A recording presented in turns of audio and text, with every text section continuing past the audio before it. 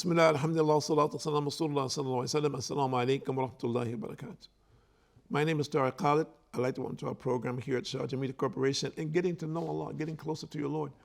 And we hope and we pray that all of our viewers today are making effort, concerted effort to get to know their Lord and to make effort on a consistent basis for the sake of our own salvation and for the salvation of our families. And that we believe ultimately that all is possible through the help of Allah subhanahu wa ta'ala, and that each one of us has responsibility and accountability to worship Allah in the way that He has commanded us to do that. And we thank Allah and we praise Him. And ultimately, the help and the benefit in this life is solely through the worship and obeying the commandments of Allah subhanahu wa ta'ala, simply. We think that maybe we get help from someone or something other than this. No. That nothing comes in our life without Allah's knowledge or Allah's permission. And that surely the believers are those who are consistent in this way, consistent in this effort, and consistent in this belief. So let's see what Allah subhanahu wa ta'ala says in Surah number 4, verse number 36. Bismillahirrahmanirrahim. Worship Allah and join none with Him in worship, and do good to the parents, kinsfolk, orphans, a misakin, the poor, the neighbor who is near of kin, the neighbor who is a stranger, the companion by your side, the wayfarer you meet, and those slaves whom your right hands possess. So Allah has talked about different people and gives us an analogy of how we should treat them. This year in the UAE is deemed as the year of tolerance. And today, actually, the Pope is coming to the UAE. So if we look at it from this perspective and interpersonal relationships between the Muslims and people of different religions and different lifestyles, that it is incumbent upon us to engage our neighbors, whomever there might be. Among the Arabs, there's approximately 14 million or more Arabs who are Christians. A lot of people don't know that in the Arabian Peninsula, who are Christians. People don't know that, don't realize. Among them, there are also Jews. They're Arabs. And of course, these people have been present in Arabia as far as time, as we know about time. It's documentation. So there are people who misunderstand this, and as a result of that, cause conflict and allow Satan to sow the seeds of discord. And we all have to answer to Allah. Regardless of what our belief system may be, we all have accountability. Of course, we as Muslims, we want everyone to accept Islam. We want everyone to know the truth. We want everyone ultimately to be really successful. We understand the success of this world, and we say whoever stays within the guidelines of Islam and has success in his career, that this can only happen by Allah's permission. And this is a good thing. And that person who has achieved things on a material level, that he himself should recognize the fact that it is only by Allah's permission that he is able to do this. That Allah favored him in this way. And whatever work that he has done, Allah gave him the capacity, the capability, the means, the resources, whatever it took for him to achieve his goals and aspirations. So this is the clear path and the correct understanding of our material existence when we say that we have achieved A, B, C, D. On the other side, it is incumbent upon us to communicate with non-Muslims about their real success. That don't look at my temporary success, meaning the only thing that you may see is what people today talk about. He did this in this world, and he achieved so-and-so, and he's become renowned in his field, and so forth and so on, which is a good thing. But we need to understand its limitation. it is limited. If we only think about those things what we have attained or obtained in this world, and it is only the pursuits of these material things that we are concerned about, then we have lost. People say, brother, how can you say that, brother? Look at this man. He has this. He's famous. He has done this. He's achieved this. He's helped a lot of people. He's used his money. He's used his influence. He's used his resources to assist people. I have no answer for that. If the man has done this, this is great. This is very good. We cannot answer that in the negative. He's doing positive things. People are benefiting from his knowledge and benefiting from his career pursuits, his organization, so forth and so on. But I ask you one question. All of that is good. But what is his belief system? This is why I said 0. All that is good, he will get the reward for it. The person who spends his time, his money, his energy, uses his knowledge, for example, to assist other people, and he refuses to believe in Allah. He refuses to believe in the last day. He refuses to believe in paradise and hellfire. He is standing at 0. Because he will only get his reward in this world. All that he has done, all the efforts and sacrifices that he's made, he'll only get the reward in this world. So what does it mean? That person, maybe he'll become famous. That person, maybe he'll have a lot of wealth.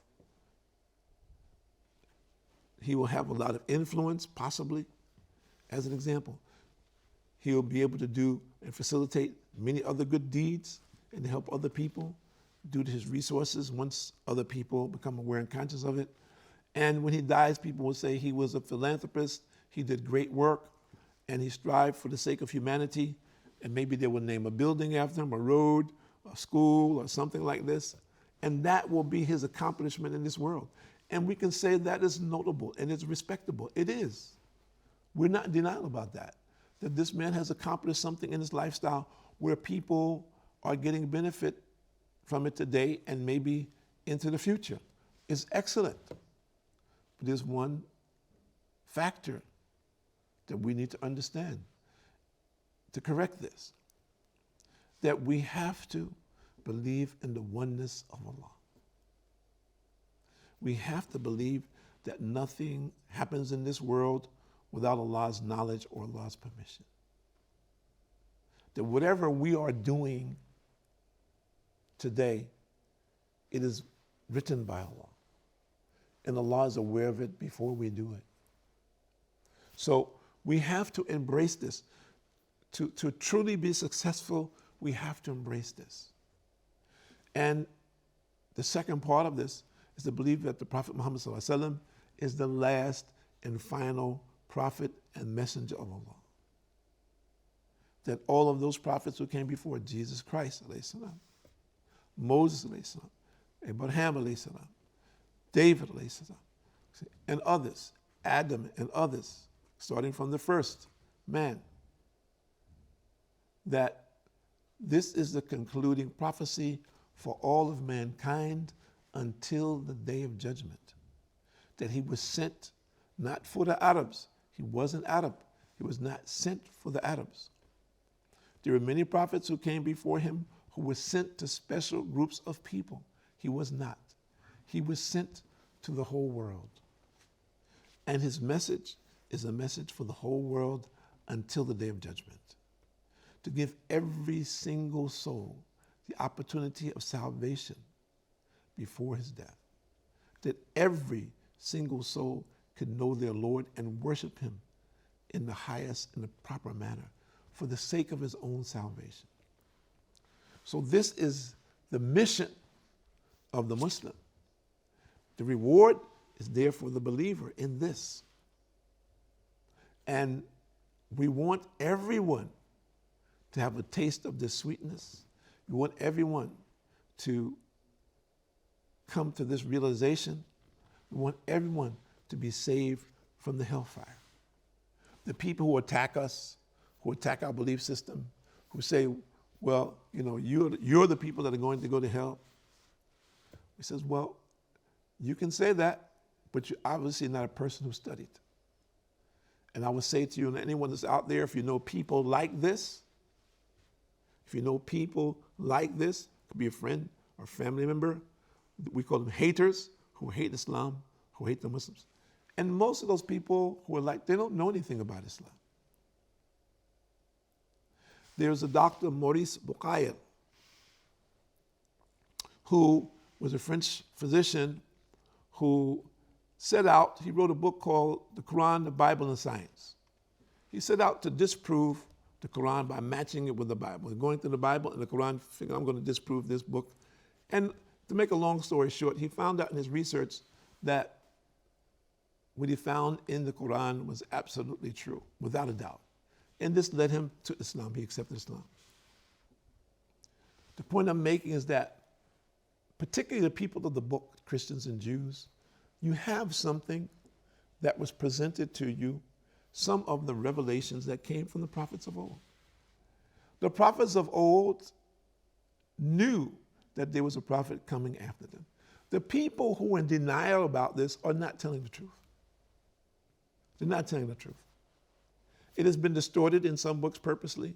In some other books, it says clearly that it's the name Muhammad sallallahu alaihi wasallam that's going to come. And the people who've read this, they know, but they're in denial about it. As people in denial about many things. We can't change that. But what we can do is inform the people and encourage the people to come towards this truth for the sake of your own salvation, for the sake of your family. If you pay attention to what's happening in the world today, for several years, I personally did a program called The Last Days, Signs of the Last Days. Now, you'll see many of those signs taking place in front of your eyes. We don't know where we are in the last days. Allah knows best. But surely we are in the last days. Our scholars are saying this without questions. And the smaller signs are about finished. Those that we're aware of are about finished. When the last of them come and the first of the major signs come, the time will go very rapidly to the last day. So this is a warning to everyone, a wake-up call. If we just look at what's happening in the world today, this is a warning. The so-called natural catastrophes, there's no such thing. Scientists come forth with their answers based on science from what they can understand, which is a good thing. But we need to understand something. Their understanding is very limited. It is only based on their knowledge and the research that they've done and the research that has come before them to make a comparative analysis. Nothing happens scientifically. Not one drop of water falls. Not one river flows or stops the flow without Allah's permission. So when we understand this, accept it and put it in perspective, then we can begin to believe in the power of Allah. That I need to tune in to, I need to know who is Allah and what is Allah saying and what is Allah doing. I need to know the truth. I need to correct myself. I need to research. And so we're calling everyone out there who is in doubt about this to research and find out who is Allah. And my suggestion is, don't do this on the internet. Wherever you live, find a masjid. If you have a friend who is a Muslim, ask that Muslim person to take you to one of our scholars. And sit down, make a list of questions that you have in your life. Not just your questions about Islam, not your questions about whatever religion that you're following or that you're not following in religion. Make a list of questions that you feel are important about your life. And on the converse of that, important about your death. Write them. get in touch with one of our Islamic scholars and sit with him and ask him point by point and listen attentively his answers to you. Once you receive the answers to this, then turn and pray to Allah, to God, for the guidance to understand the wisdom in those answers, to guide you to the truth, to guide you to the right path, to help you understand that truth, help you implement that truth in your life before you die. It is a simple process. There's nothing to be frightened about as a non-Muslim, a person who really wants the truth. I found that many people today, they don't want the truth. They have become so attached to falsehood that they're afraid to hear the truth. When you talk the truth, they panic. Well, I'm sorry, I'm busy right now. Oh, I have something else to do. You find this, you call them and say, oh, I thought we were going to meet up and say, yeah, I'm sorry, something came up, we can't make it. This is consistent today. This is from Satan. Satan doesn't want you to know the truth. If some program is coming on the TV, Satan doesn't want you to look at that program. If someone is even coming to your house to talk to you, he doesn't want you to be there at that house where you can listen to that person talk to you about common sense things that will benefit you in this life, will benefit you in the hereafter, and common sense things that will harm you if you do not readjust your life. So we're talking about adjusting your life in a fashion that you will get benefit in this life, and more importantly, you will get benefit in the hereafter. Remember something, regardless of what fiction you might hear or you might be following, after death, there's only life, eternal. There'll be no death. Think about it. The choice is yours. My name is Tariq Khalid. I'd like to thank you for joining us here at Sharjah Media Corporation on getting to know Allah, getting to know your Lord. And we hope and we pray that you're coming closer and closer, and that Allah accepts all of you and invigorates you with Islam.